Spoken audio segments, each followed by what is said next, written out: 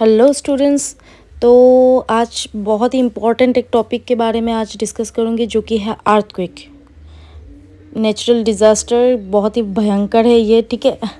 आप लोगों को तो पता ही है कि अर्थक्वेक क्या है। तो ये इम्पॉर्टेंट टॉपिक में क्यों बोल रही हूँ, क्योंकि ये यूपीएससी का टॉपिक है अर्थक्वेक। किसी भी सिविल एग्ज़ाम के लिए ये अर्थक्वेक एक इम्पॉर्टेंट टॉपिक है। तो चलिए इस टॉपिक को स्टार्ट करते हैं और कुछ इम्पॉर्टेंट पॉइंट्स अब आज हम जान लेंगे।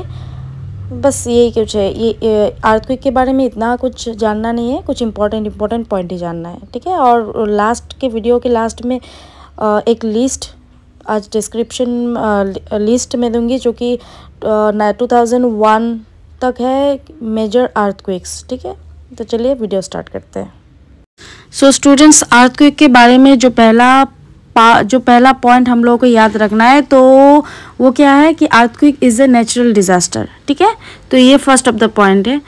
तो अब हम जानेंगे कि अर्थक्वेक कैसे होते हैं एंड पृथ्वी में जो जो पार्ट होता है पृथ्वी, तो उसके बारे में अब हम डिस्कस करेंगे, ठीक है। तो स्टूडेंट्स, हमारा जो अर्थ है, तो अर्थ में प्रमुख तौर पर फोर पार्ट होता है। तो first one is crust, then mantle, then outer core and the last one is inner core, जो कि फोर्थ नंबर पार्ट में होता है। Last one is inner core. तो क्रस्ट जो हो गया ऊपर का पार्ट, ठीक है। तो क्रस्ट सबसे ऊपर का परत है। तो इसके बाद आता है हमारा मेंटल। तो ये दो पार्ट मिलकर बनाते हैं लिथोस्फीयर, एंड लिथोस्फीयर की मोटाई 50 किलोमीटर है। जो लिथोस्फीयर का पार्ट 50 किलोमीटर है, वो अलग अलग परतों वाली प्लेटों से मिलकर बनी है, जिसे हम क्या बोलते हैं, टेक्टोनिक प्लेट्स, ठीक है। तो धरती के अंदर, अर्थ के अंदर टोटल टेक्टोनिक प्लेट 7 है, ठीक है। जो कि ये जो टेक्टोनिक प्लेट्स है, ये लगातार घूमती रहती है। जब ये प्लेट आपस में टकराती है और अगर तब होता है भूकंप, ओके। तो फिर चलिए भूकंप के बारे में कुछ इम्पोर्टेंट पॉइंट्स अब हम डिस्कस कर लेते हैं। चलिए स्टार्ट करते हैं। तो स्टूडेंट्स, ये है कुछ इम्पोर्टेंट पॉइंट्स। तो first one point is the materials inside the earth's surface, ठीक है, contain some energy, and due to certain imbalances, and these energies get released in certain places, and this is called earthquake. This is the short form. This is the short description about earthquake, okay.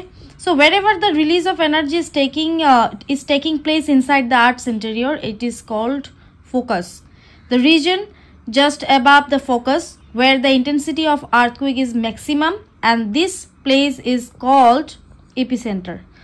Earthquake is more frequent in places with fold mountains, because folding will create faulting.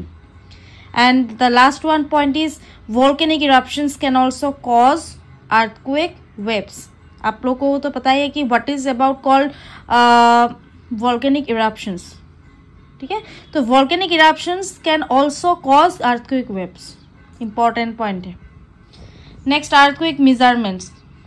There are two types of measurements of earthquake, and the first one is magnitude scale, and the second one is intensity scale. These are the two types of measurements of earthquakes. So distribution of earthquakes in India. So in the peninsular region of India, the earthquake is comparatively less, okay. Since the Indian plate covers with the Eurasian plate, the Himalayas are created, and that's why this region has more earthquake occurrence due to the instability caused during the convergence, okay. So the entire Himalayan region are above high damage risk zones, such as entire northeast region, Sikkim, Nepal, Uttarakhand and Kashmir also. Then Bhuj in Gujarat is also having very high damage risks because of the earthquakes caused. Bhima, tributary of Krishna, has a fault line nearby where the damage caused by earthquakes is very high, and another one is the Malda fault, okay, near the Raj Mahal hills.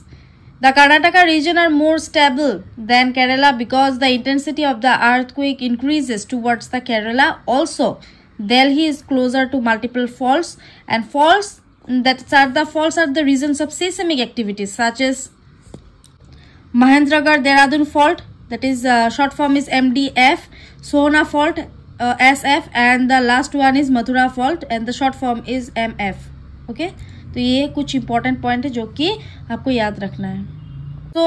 So some major earthquakes in India. Okay, ये list wise है. June 16, 18, 19. Location Kutch, Gujarat, जिसका magnitude था 8. Okay, so January 10, 1869 near Kachar, Assam में हुआ था 7.5. May 30, 1885 Sopore, Jammu and Kashmir and इसका magnitude था 7. जून 12, 1897 Shillong plateau में हुआ था, मेघालय जो कि मेघालय में है शिलोंग प्लेट्यू, एंड मैग्नीट्यूड था इसका 8.7. अप्रैल 4, 1905 कांगड़ा, हिमाचल प्रदेश 8.